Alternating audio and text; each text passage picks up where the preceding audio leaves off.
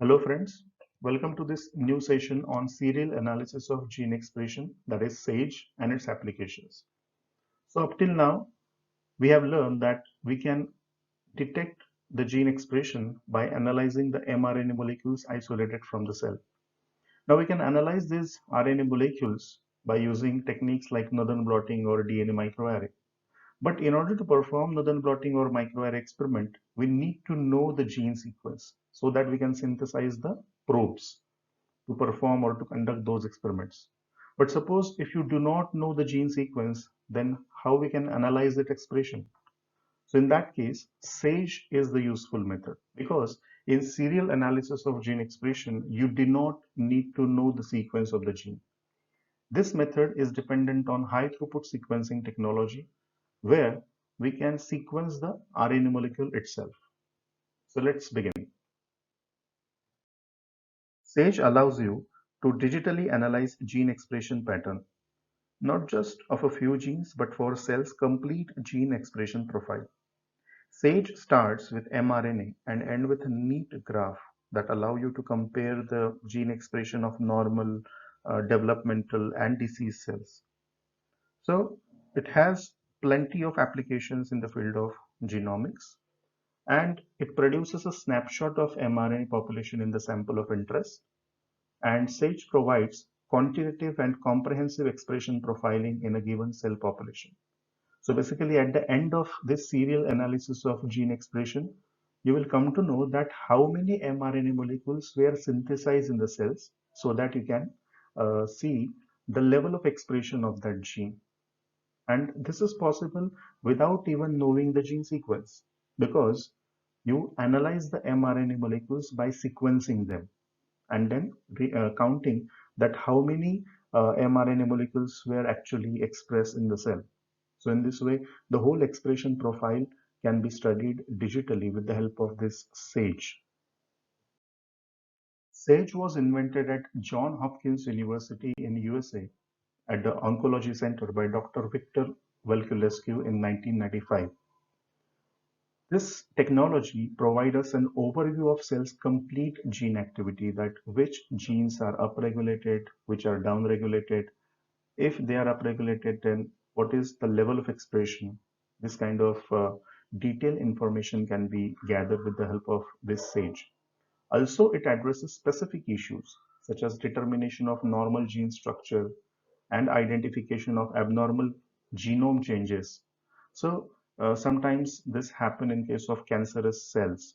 So you can simply compare the normal cells and cancerous cells by the SAGE experiment. Then you come to know what is a normal gene structure or what is a normal genome structure and what is abnormal genome structure. It also enables precise annotation of existing genes and discovery of new genes. Then let us discuss need for the SAGE. Now, you know that gene expression refers to the study of how specific genes are transcribed at a given point of time in a given cell. We are regularly discussing this thing that the gene expression is different in different tissues as well as it is different at a different point of time. That is in the developmental stage, different genes may be active. In the other stages of the life cycle, different genes might be active. So this gene expression will study that how these specific genes are transcribed at a given point of time in a given cell. Also, it examines which transcripts are present in the cell. So in order to understand the whole transcriptome of the cell, you need to know that which mRNAs are present inside the cell. That can be done with the SAGE. Then SAGE enables large-scale studies of DNA expression. So as I have mentioned earlier also that with the help of SAGE technology, you can analyze the whole transcriptome. All the genes expressed in the cell can be analyzed with the help of this SAGE. So we can use this technology to create the gene expression profile. That is the pattern of gene expression. It also allows us for the rapid and detailed analysis of thousands of transcripts present in the cell, and we can compare different types of cells with the help of SAGE. So in order to generate the profiles that will help to understand healthy cells and what goes wrong during the disease. So with the help of SAGE, we can compare the normal cell gene expression profile with that of the cancerous cell gene expression profile, and we will come to know that which genes are involved in the progression of the cancer, which genes have been upregulated, which genes have been downregulated, and we can have a whole picture of gene expression profile, and we can identify the culprit gene responsible for that particular disease. When this SAGE technology was developed, at the same time, techniques like RNA blotting and express sequence tags, that is EST, were used to study the gene expression. However, techniques like these were slow and very limited. The speed of SAGE and the ability to study many genes at a time, as small as 10 to 14 base pair, it was a huge step forward in the field of genetics. So this SAGE methodology, it relies on three principles. That is, a short sequence tag, that is just 10 to 14 base pairs, contains sufficient information to uniquely identify a transcript, provided that the tag is obtained from the unique position within each transcript. Then sequence tags can be linked together to form long serial molecules that can be cloned and sequenced, and quantitation of the number of times the particular tag is observed provides the expression level of the corresponding transcript. So you can understand this principle when we will learn the actual SAGE methodology. This diagram depicts the SAGE methodology. As you can see in the diagram, these mRNAs are isolated from the cell. They are represented with poly A tail, and later on, around 10 to 14 base pair tags are isolated from these mRNA molecule called as SAGE tags. So these SAGE tags are represented on the mRNA with a different color. You can see the first mRNA has green color SAGE tags. Then in other one, the blue color representing the SAGE tag. So you isolate these SAGE tags from different sites of mRNA. After isolation of these SAGE tags, you link them together into a long concatamer, and then this concatamer is sequenced. So after sequencing, you quantitate these tags as how many tags are present belongs to the same sequence. So you quantitate the tags and determine the pattern of gene expression. So the pattern of gene expression can be understood with these two graphs. One is for the normal cell and other is for the disease cell. So in the normal cell, you can see the green tags, the level of expression is 10. So let's suppose that 10 mRNA molecules will produce in the normal cell.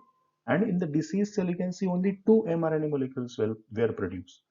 So in the disease cell, the level of expression of that particular gene is downregulated. Again, for the last one, you can see for H, red color tag. In the normal cell, the level of expression is very low, around 2 SAGE tags are present, that is 2 mRNA molecules were expressed. And in case of disease cell, the expression level is again up to 8. So that particular gene is upregulated in the disease condition, and it is in the normal condition, its level of expression is less. So in this way, we can analyze the whole gene expression and create the expression profile. There are some prerequisitions in order to perform the SAGE at your laboratory. First one is extensive sequencing techniques. That is, next generation sequencing technique should be available in the laboratory. Then deep bioinformatics knowledge is required, and a powerful computer software for assembly of all the SAGE tag sequences and analyze the result from the SAGE experiment. So these are some requirements you need to have while performing the SAGE experiment. So now you know the overall SAGE methodology. Let us discuss the steps in brief. First, you isolate mRNA of an input sample, I mean, for example, a tumor. Then you extract small chunks of sequences from the defined position of each mRNA molecule, that is called as your SAGE tags. Link these small pieces of sequence together to form a long chain or a concatamer. Then clone these chains into the vector, which can be taken up by bacteria. Then sequence this chain using modern high throughput DNA sequencer and process this data with the computer to count as small sequence tags. So this is the flowchart of SAGE. First of all, you isolate mRNA molecules from the cell. Then you synthesize cDNA molecule by using this oligo-DT primer, which are immobilized on streptavidin beads. After synthesizing cDNA molecules, these cDNA molecules are restricted with the anchoring enzyme with the sticky end GTAC. Later on, all these cDNA molecules, digested cDNA molecules, they are ligated to the linkers. Now you can see here, there are two types of linker, A and B. The rest of the sequence of this linker is same, only the difference is in terminal part where the primers for the PCR will annul. Later on, as you can see here, the TE enzyme, that is the tagging enzyme, cut the cDNA and it frees from the streptavidin bead. Now you have two populations of SAGE tags. Later on, these two populations of the SAGE tags are ligated together. That is a blunt end ligation that is carried out. Then they are amplified by using PCR, and again they are restricted with the help of anchoring enzyme. It produces the sticky end GTAC on the both sides. So all these SAGE tags, now they are ligated with each other to form the concatemers. With the help of those sticky ends, they are ligated together. Later on, they are cloned in the bacteria and then they are sequenced. Okay, so we discuss this technique in detail. The first step is trap RNA with the beads. So whatever RNA molecules, mRNA molecules you have isolated from the cells, they have poly A tail. Now this we know that A base pair with the T. So we use this chemical bonding of A and T for synthesis of cDNA molecule. So molecules that consist of 20 or so Ts act like a chemical bait to capture the RNA. So researchers coat microscopic magnetic beads with the chemical baits, that is poly-DT tails hanging out. So when content of the cells are washed past the beads, the RNA molecules will be trapped. And the magnet is used to withdraw the beads and RNAs out of the soup. So we can simply harvest all the mRNA molecules with the poly-A tail by using this method. So these are the microscopic beads, and on the cells, on the surface of these microscopic beads, there are poly T is attached, that is oligo DT is attached, and later on, all the mRNA molecules with the poly A tail, they will form base pairing with this poly T attached on the microscopic bead, and these microscopic beads, they are magnetic in nature, so you can simply isolate them from the solution and all the mRNA molecules will be separated. Then next is cDNA synthesis. So a double-stranded cDNA molecule is synthesized from the extracted mRNA by means of biotin-related oligo-DT primers, and cDNA synthesized is immobilized on the streptavidin bead.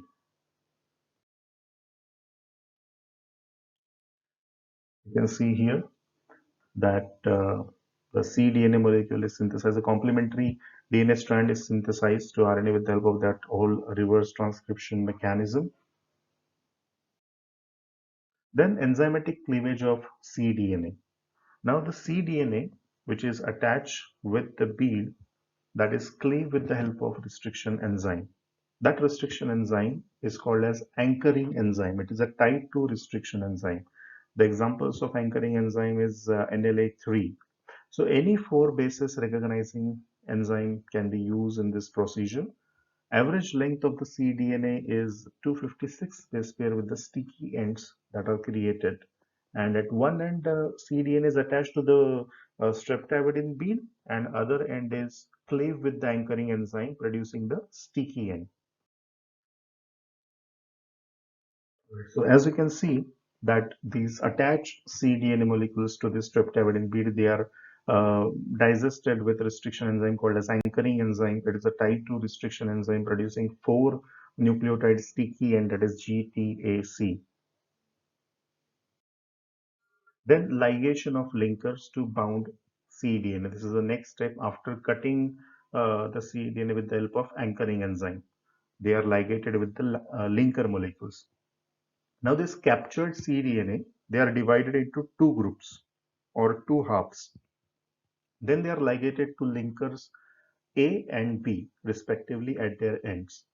Now the difference in linker A and B is that Most of its sequence is same, only the difference is in the terminal site. The terminal site of A is complementary to the forward primer of PCR, and terminal site of linker B is complementary to the reverse primer of the PCR. Okay. So linkers are also known as docking molecules, and they are oligonucleotide duplexes. Linker contain NLA3, that is 4 nucleotide cohesive overhangs, then type 2S recognition sequence.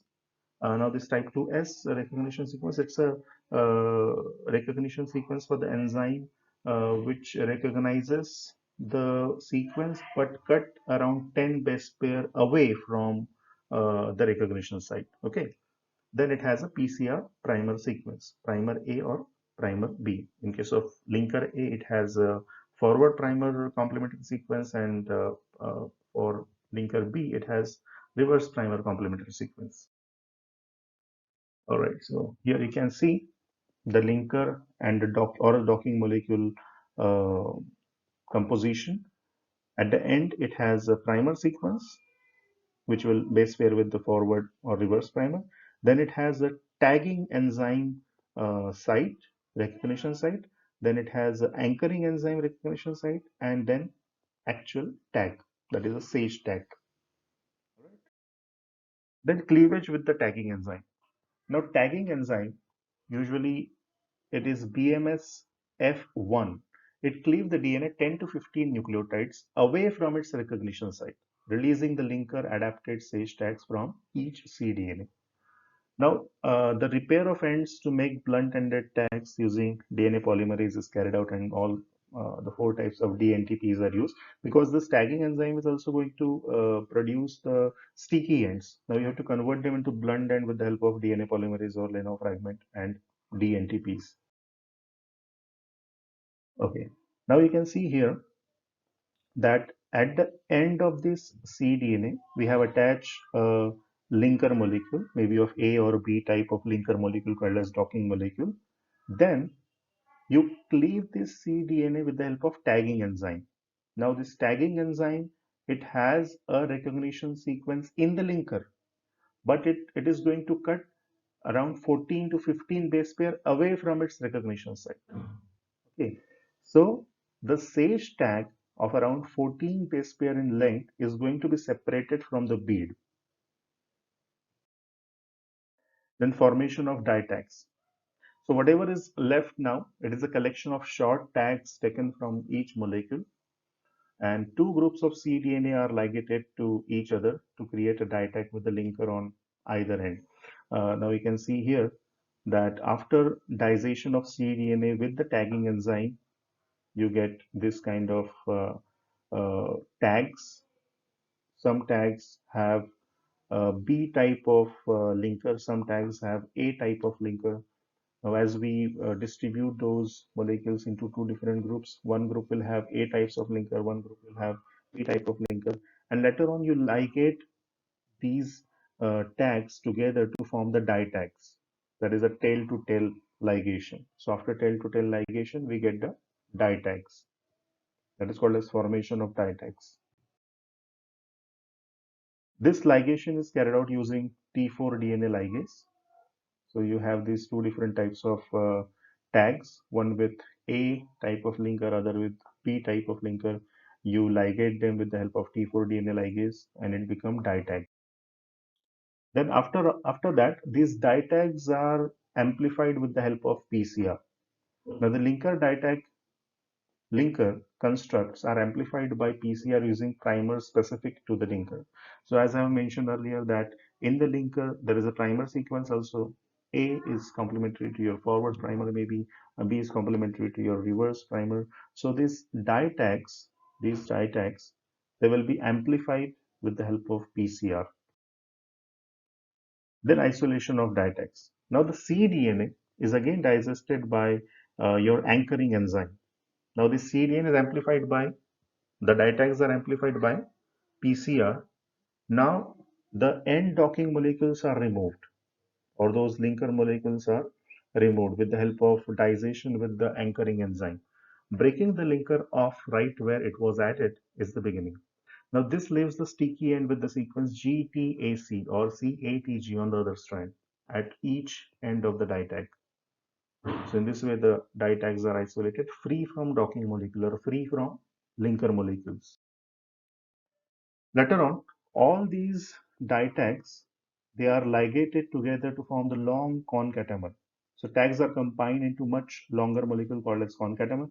Between each DITAG, there is a AE site, that is anchoring enzyme site.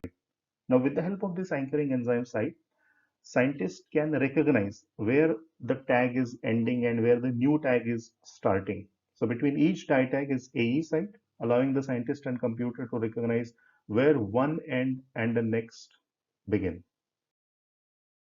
Then cloning, concatamer, and sequencing. So after formation of the concatamers, lots of copies are required so that concatamer they are put into bacteria for the cloning, which act like a living copy machines to create millions of copies from the original. So that's simple DNA cloning that we carry out routinely.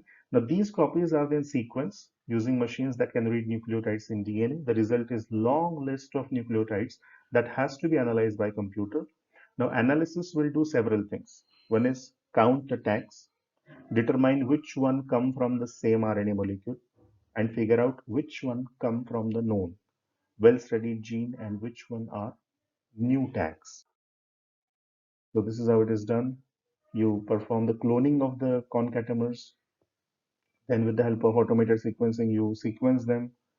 Then you count the number of tags, and thereby you can establish the gene expression profile of it. So how does SAGE works?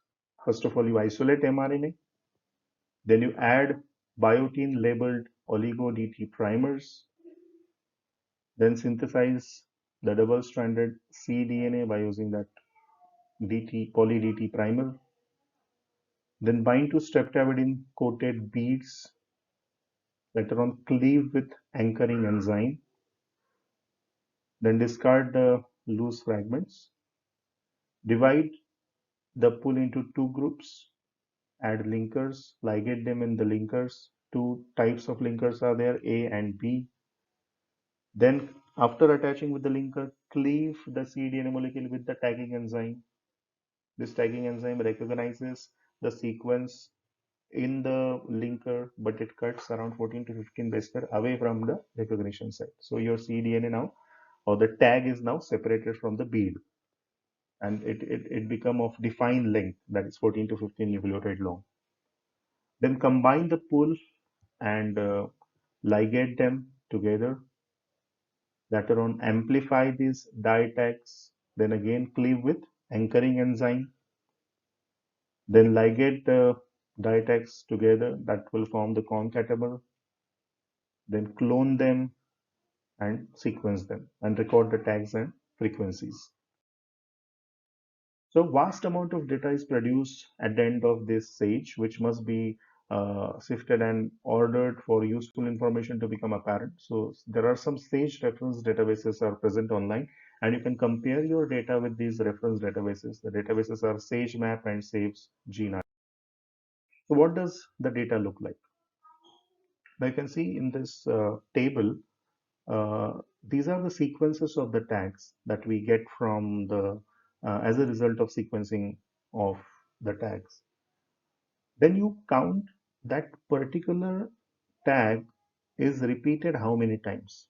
So you have two columns, the sequence of the unique tag and the number of counts. So as you can see, the first tag, that is its count is 1286, 1286. That is expressing its level of gene expression. Then there are similarly another tags are there which are representing the expression of the different genes, and its level of expression can be understood by the number of tags that are found after sequencing. Now after knowing these tag sequences, we can actually find out the genes to which these tags are belonging to.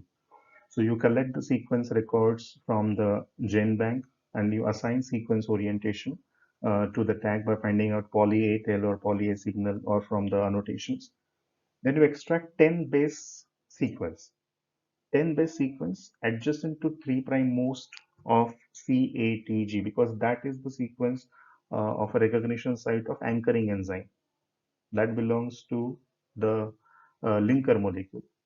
So adjacent to this 3' most CATG, 10 bases sequence is actually a tag sequence, which is actually a mRNA sequence. So we can use this mRNA sequence in order to find out the corresponding gene. So assign UniGene identifier to each sequence with SAGE tag and record your results of tag gene pair. So you sequences uh, with the tag or sequences in the gene cluster with the tag that can be recorded. And all these maps are available at NCBI website in the SAGE database. This is the NCBI SAGE map database where you can upload your query sequence, particularly the tag sequence, and find out to which genes this particular tag belong to. And you can establish the tag gene pair. Differential gene expression by SAGE. So identification of differentially expressed genes in sample from different physiological and pathological conditions can be done. So this can be done with the normal cells and any disease cell. You can isolate the sample and then you can see that how gene expression pattern is different. Application of many statistical methods are required here, like Gaussian approximation, Bayesian method, chi-square test, etc. Then Sage software searches gene bank for matches to each tag. This allows assignment of three categories of the tag, that is mRNA derived from known genes, then anonymous mRNAs, also known as express sequence tags, and mRNA derived from currently unidentified genes. These are the three outcomes of your experiment. And differences in SAGE and microarray. Now, SAGE is an open system which detects both known and unknown transcripts and genes, but that is not possible with the microarray. In microarray, you can only detect the level of transcription of only known genes, because in the microarray technology, you need to synthesize probes in order to code them on the glass slide. So in order to synthesize the probe, you need to know the gene sequence first. Then and then only you can synthesize the probe against that transcript or complementary to that transcript. But that is not the case in the SAGE. In SAGE, even if the gene sequence is unknown, you can prepare the tag of that mRNA and later on you can sequence it. So the known and unknown transcripts or genes both can be detected with the help of SAGE, which is not possible in the microarray. In microarray, only known gene transcripts can be recognized. Comparison in SAGE and microarray. SAGE detect 3' region of the transcript. Restriction site is determining factor. In microarray, targets various region of the transcripts and base composition or specificity of hybridization. Then in SAGE, it collects sequence information and copy number also. In microarray, fluorescent signal and signal intensity represents the level of expression. Then in SAGE, sequencing error and quantitation is the bias. And in microarray, labeling bias and noise signals or noise to signal ratio are the biases. Then features. In case of SAGE, we can detect unknown transcript, while in case of microarray, we cannot do that. In case of SAGE, we can quantify absolute amount of mRNA molecule, while in case of microarray, we can quantify relative measure. That is, you can just find out that how much mRNA is expressed in particular control and how much is expressed in non-control or in the test sample. Then SAGE sensitivity is high, while in microarray it is moderate. Specificity of SAGE is moderate. In microarray, the specificity is high. Then SAGE results, they are reproducible, good for higher abundance transcript. And in microarray, they are good for data from intra-platform comparison. The direct cost of SAGE is 5 to 10 times higher than microarray. Microarray is 5 to 10 times lower in cost as compared to SAGE.